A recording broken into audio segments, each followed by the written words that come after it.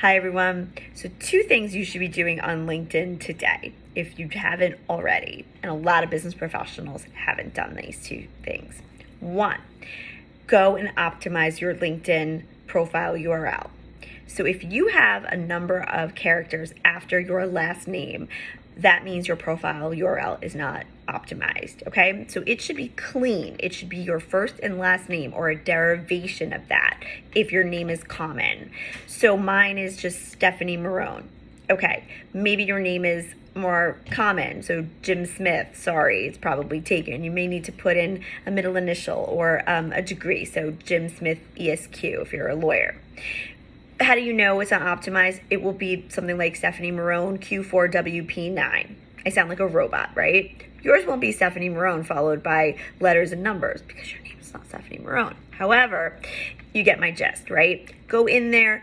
So you just go to the top of your profile, you go to customize profile URL, and you then just delete the extraneous characters, and it will tell you right away if your name is available. And if it's not, you can type in some other things until you find a variation that is, and within a few seconds, your URL at the top bar in the search bar will change.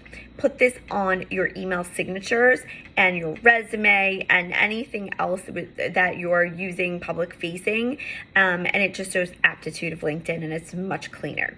Okay, number 2 thing that you should be doing right away if you haven't already, optimize your cover profile area in terms of the cover image. Okay, most people aren't doing this, and if you are, make sure it's a really good image that reflects business topics, okay? So your favorite vacation spot, not appropriate.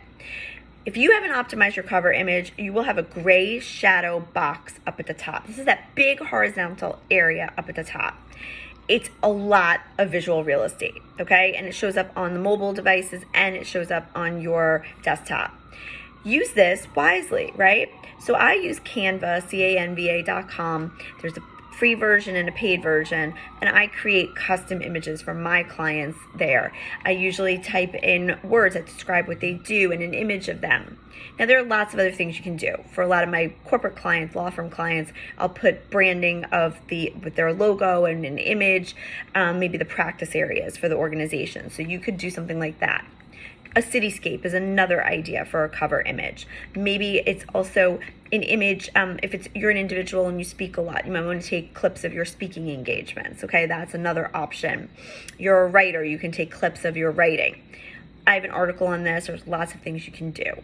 The worst thing you can do is leave it blank. The second worst thing you can do, I would say, is take an image that's not professional. Your favorite sports team, a favorite vacation spot, anything like that that doesn't have to do with what you do for work. So optimize these 2 areas. Do this today. Obviously, when you're thinking about an image, also just don't pull from Google because those are licensed images, and there are tons of images that you can actually get online that are free. Unsplash.com is a website where you can pull images. Like I said, canva.com. And Canva is great because what it will do is actually, if you type in that you want a LinkedIn cover image, what it will do for you is resize the image for you, and then you'll be able to play around with the dimensions. So do these 2 things, optimize your profile URL and upload a cover image in LinkedIn, and your profile will be in a really good place and modernized.